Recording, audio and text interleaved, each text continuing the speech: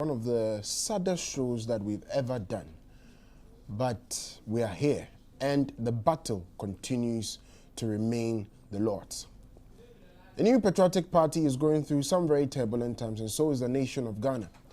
But we are here for you, and we'll explain exactly what is going on to the nation of Ghana from our standpoint today. With me to go on these discussions is Mr. Asamoah Gyamfi. Mr. Asamoah Gyamfi, welcome. Thank you. Thank you. Okay. Now, before we begin this discussion, we have a very simple public service announcement to make. That a New Patriotic Party is very apologetic of the fact that some media men have been attacked by supporters of the New Patriotic Party. We do not condone such actions. We do not accept such actions.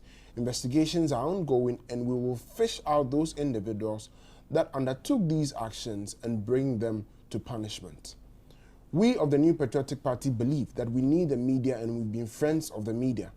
We continue to be friends of the media and friends of every democratic institution that we have in this country. We stand by that. We have been committed to that. Our commitment is unwavering. The commitment of our presidential candidate, Nana Addo Dankwa Akufo-Addo, to the freedom of the media is undoubted. No one in present-day Ghana has shown such commitment. And so we plead with all the media men as well to forgive these errors of our supporters. We are continuing to ensure that we speak to them and that their safety is warranted as much as we can.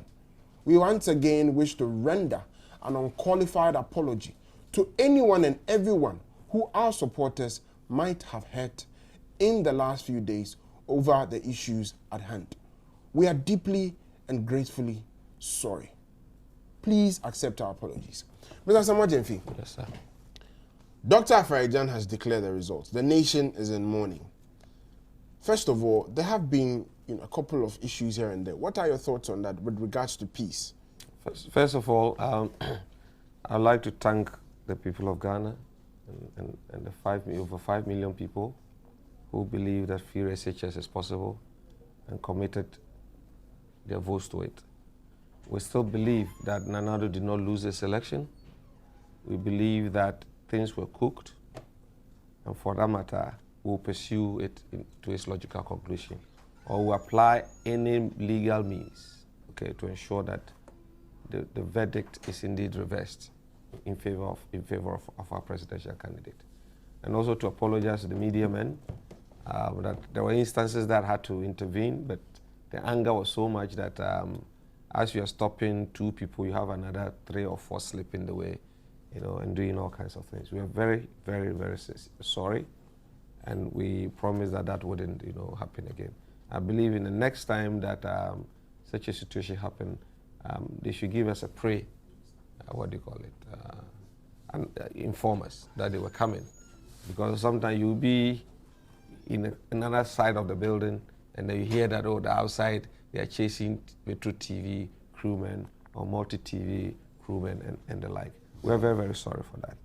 Now, indeed, nothing is so painful for you to commit yourself and trust in the system, hoping that the system would work and that the people operating the system would go according to the rules of the game, only to find out that they have worked in a very concerted manner, to change the wish of the people or reverse the mandate of the people in favor of whom they did not want. I believe that's the more reason why Ghanaians are not happy or Ghanaians are sad. But that notwithstanding, we are very, very optimistic that things did not go on well, and we have evidence to that effect. Okay, now let's home in on the message of peace. Some are trying to portray the New Patriotic Party as a party that is a violent party, as a party that has, always calculated these attempts, and so we are taking advantage of these misunderstandings to perpetrate, our agenda of violence on the nation. What do we have to say to that? You see, when the NDC says this, it's part of their stock in trade. I can report to you that, we have a party truck, that is branded. Yeah. It is held up in Tamale, they can't move out. Because when they were moving between Bolga to Tamale on Sunday, they were stoning them. The truck is still held up. They can't come. They drive only through the nights. So what are they talking about? In equal measure, NPP people are being attacked. But the very fact that they have not come out to complain doesn't mean that they are not suffering. Okay? Now, what is the violence that has been perpetrated? What is the violence? Where is the evidence in this case? There's this rumor that someone was stabbed to death. That's not true.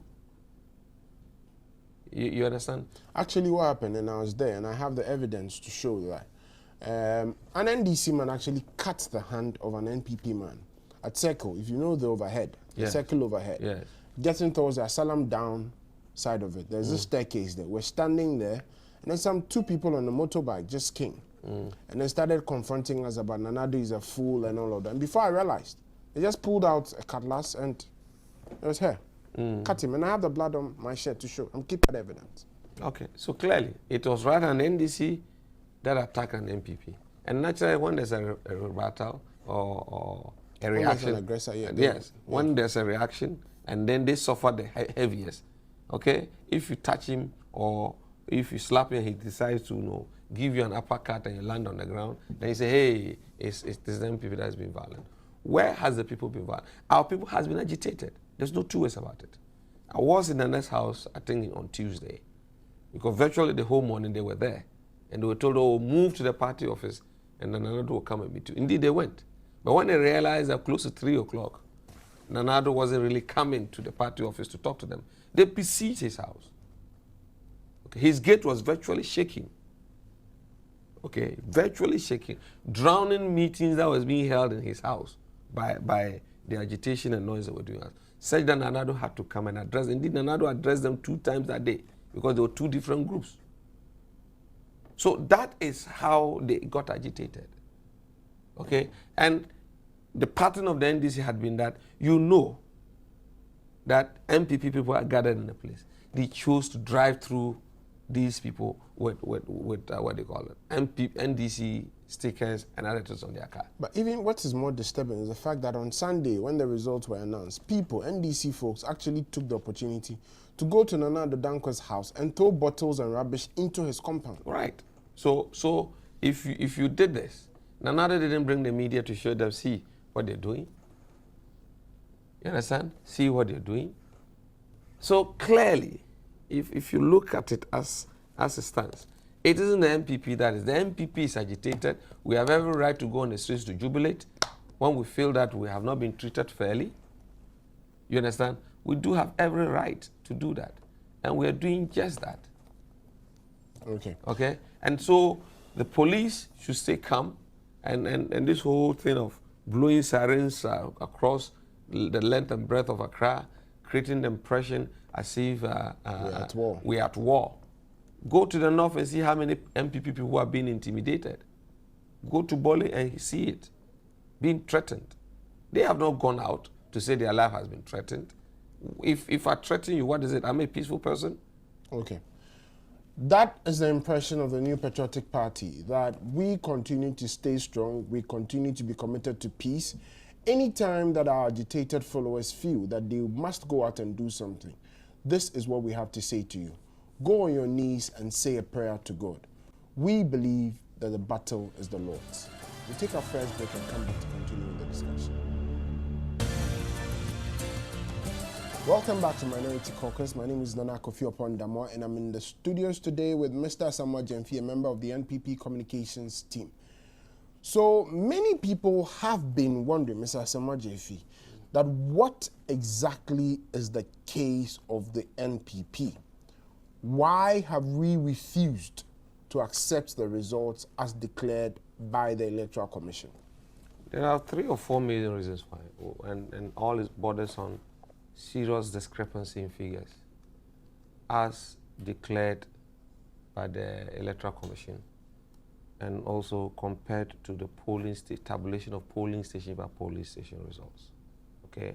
And there are 3 levels of such. 1, you have instances where votes are deliberately being added on to that of President Mahama, ranging from a minimum what do you call it? A minimum of about 500 or to 10,000 or 15,000. 15,000. Yeah. I've seen 15,000. You understand? Yeah. For instance, if you look at Tamale South, which I saw the sheet myself. Can we show it to the cameras? Okay. Okay, I saw the sheet myself. That in the case of Tamale South, what you have is that the real actual polling station by polling station, okay, addition will yield 37,832. But what was sent to the EC, okay, had 53,536. Okay, this one, I saw it personally in one of our data entry facilities. And I saw this 53,000 that was sent to us.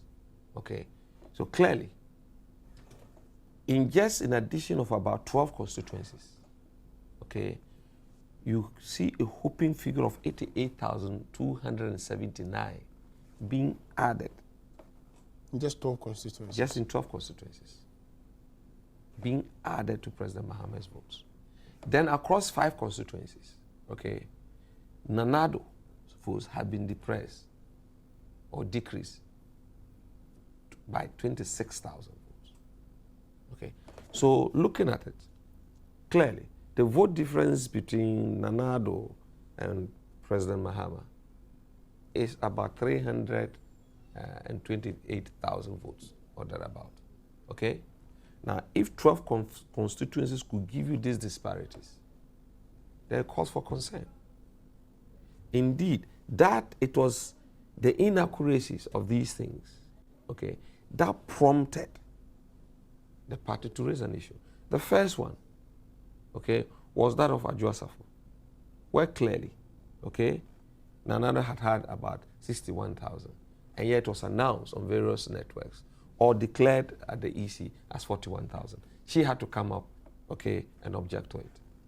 The same thing happened at Savlugu, okay, where in that instance, because our representative there, Chairman Makumanu, called the data center where I was there and requested that we should give him the breakdown of figures received or recorded by our people in Savlugu, okay? And John Mahama was being credited with 31,000.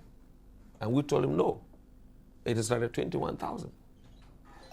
You understand? So then you have the Lejokuku incident, where we have to go back because the announcement as was made was not as what was declared at the polling station, at the coalition center. And so our parliamentary candidate, Ayuku, to quickly, had to go, okay, and stem, it was reversed.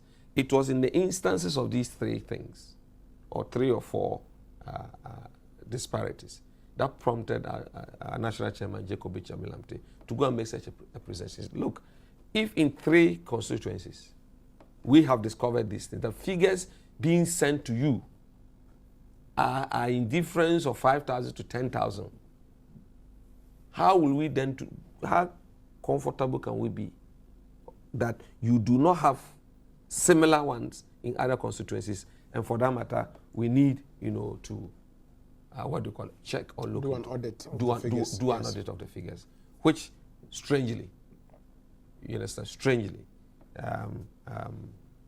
Dr. Farijan refused to grant us, claiming that the nation's security was under threat.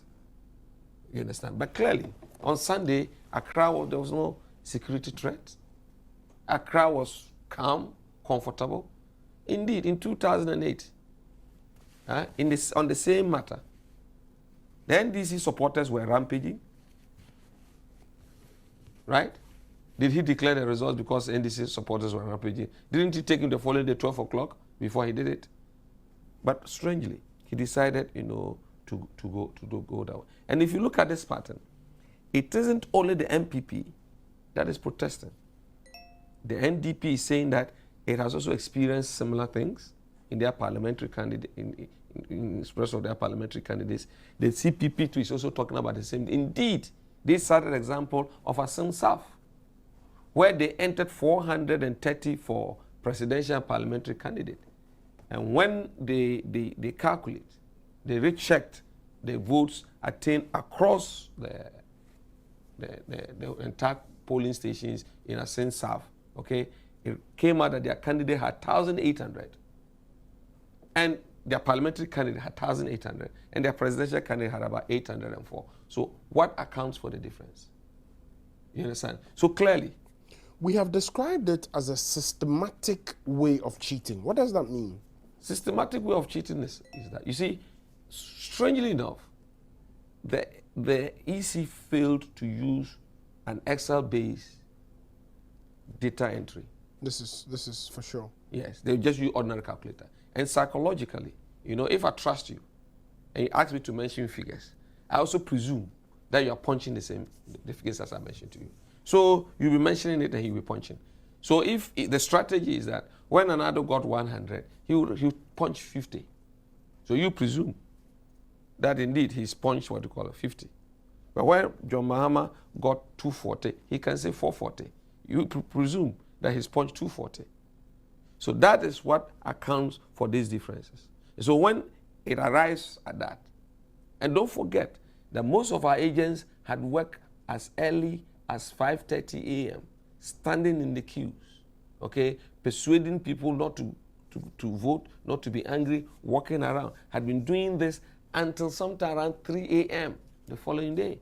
And naturally, you'll be tired. When you are tired, mathematics is not a good thing for you.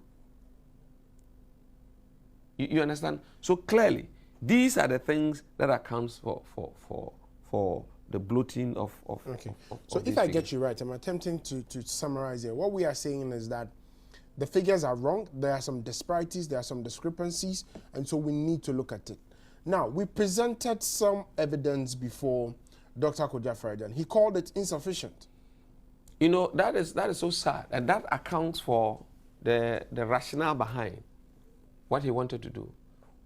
How dangerous was Ghana's security that he had to declare this thing in the night, around 10:30? Why? Is it that he feared that there was some level of truth in what the NPP was saying, and that if you do it during daytime, people were going to spontaneously react? Is that the reason? Because you see, he had told Ghanaians that he had at least to declare, he could declare it within 48 to 72 hours. And there is no legal time limit as to when he can declare the results. The Constitution or the CR 75 hasn't given him any time limit to declare the results. This is because the framers of the law knew that they could anticipated there could be certain issues that could cause the declaration of the results to drag. So if by 4 or 2:30 p.m. the MPP have petitioned citing certain examples to you and had come and given you those figures, all he asked was that he needed evidence. Now let's ask Dr. Farejan that Tamale South, even by plane, is 45 minutes right? Yeah. But the polling stations, the various the polling stations within Tamale South, we needed to roam and collect these red sheets from them, right? Before we could, how could it have been? So, if indeed he wasn't in to play games with the people of this country and wanted to be fair, because you see, when you are a leader and a referee of an activity, knowing very well that people have invested time, energy, and money in such a thing, and that if you should declare it to their displeasure, it could create a problem for the country moving on. To me, the most logical thing for you to have done was say, okay, I am giving you up to 12 noon the following day, Monday. Bring your evidence, or I'll go ahead and do what and declare. He said no. He told them in the face that the figures he has is such that he's going to declare, and we can take whatever legal action we want to take. Okay, so clearly, he never gave the MPP the chance to provide this evidence. He never. And as to why he did that, beats my imagination. As the MPP has always said, we continue to remain a peaceful political party. We understand that our supporters are angry and agitated. This is the word for you. Whenever you feel like going out there to do something, please go on your knees and lift a prayer to God. So far as the NPP is concerned, the battle is still the Lord's. Welcome back to the show, Minority Caucus. My name is Nana Kofi Opandama, and today we're discussing the NPP's case against the electoral results. With me to do this discussion is Mr. Asamoah Gyamfi, a member of the NPP communications team. So far, we've gone through two of the reasons that we have given citing fraud in this election. Mr. Asamoah Gyamfi, you are still going on. What was the third reason? Third reason, which is highly unusual, is that if you tabulate the total number of people that voted for a parliamentary candidate and a presidential candidate within one constituency, you see a vote difference of between 5,000 to 10,000 people deciding that they will vote for only the president and not vote for the parliamentary candidate. Or they decide to vote for only the parliamentary candidate and will not vote for the presidential candidate. That is unusual. You understand? Yeah, we understand. Because clearly, there are some people that when they were given the ballot paper, okay, for the presidential, they skipped it and went and picked the ballot for the presidential, the parliamentary voted and left, which is also highly unusual. So these are the three things that is causing us to be worried, because that has not been the pattern in the previous elections, but we're having it in these elections. So based upon this, the party had decided that we should gather enough evidence and on the basis of that, take the legal course of action.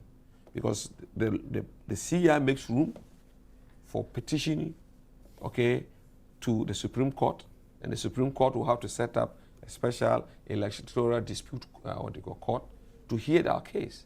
And we are very confident that clearly, if 12 constituencies, okay, and that's about 18 constituencies, is giving us 114,648 votes alone that were added on to that. And the interesting thing is that if these votes were done right, at least it would have forced a rerun. At least it would have forced a rerun. Okay, so as we say, if over 100,000 votes, okay, just in 14 or 16 constituencies, is yielding so much, what will happen to the rest of about over 200 constituencies nationwide? This is widespread. It's done in Greater Accra, it was done in parts of Ashanti, and in parts of Ashanti, you know what they did? In some of the instances, Nanado, okay, they did deliberately increase that of Nanado's votes and that of President John Mahama's vote by as much as 10,000 each. You understand? Just so that it will help in increasing the denominator. You understand? So it drags Nanado down on the percentage point. So this is a systematic, if you go through the figures, it's a systematic, well thought out, rigging scheme that was put in place. There are even allegations that they set up parallel polling stations and voted in those parallel polling stations. And these allegations are coming up because the EC has assigned each polling station with a unique number. However, what we are finding out is that some of those unique numbers appear twice, which means that if polling station is supposed to be at a month from, one way or the other, another polling station carrying the same number as the one at a month from emerged somewhere within the electoral process and brought votes. As to how that happened, it is only the good God who understands. But all of these have been said. We now know the figures. We now know there's something wrong with the entire electoral process. The NDC has not, come out in any way to give a clear indication of what it is. They've rather sought to paint us as a violent party and deal with the peripheral issues. How worrisome is this? Now, again, I'd want you to address your mind to the fact that what is the implication of this rigging, if it is proved in a court of law? What is the implication of this rigging on the democracy of Ghana? Clearly, one is that the EC's reputation would have been shattered, okay? And two, the implication of this is that if we allow this to stand, the danger is that Ghana's democracy is doomed. You know why? Simple, cheat and be the first to persuade the EC to declare. Because in this case, the EC was instructed by the General Secretary's press statement that he should go ahead and declare it, and the security agencies were ready to keep the peace. That is what for what do you call it? Secretary said. And indeed, when he said that, Afrojan announced it by 6 p.m. Okay, so clearly, be the first to cheat and get Dr. Farijan or the EC to put a stamp on it, and bingo, you've won elections in Ghana. But the danger is this: come next elections, what it means is that all of us are going to be chaotic. Okay, so we must fight this thing to its logical conclusion to keep the sanctity of our democratic process in this country. If we fail to do anything at all and allow this to stand, it will stay in everybody's subconscious mind. That look, don't allow it to happen, or cheat and be the first to report. And there could be a lot of stalemates in this country. Another thing also is this, that clearly, as per the various experience, political parties tend to respect the opinion of our courts. Okay? And this is also another test of the independence of our judiciary system, that they should do the right thing to protect Ghana's democracy. Because you see, or else we end up the Nigerian way. And you know what it calls the Nigerian way? Steal from the public as much as you can. On an election day, go and buy whatever you want to buy the votes from them. By throwing money on the streets, okay? Or buying bicycles, as what the NDC did. Putting 50 Ghana in matchboxes and giving them to people along the coast, okay? Buying, you know what we call here, that big silver, what do you call it? Silver pan, okay? Because in Cape Coast, what people were jubilating, which is sad to my hearing, is that yempe free education. You understand? That is how this country have gone. Some of us have, that's our whole thinking about the vote we have. That give me whatever you want to give. It could be peanut, it could be nothing. He's willing to sacrifice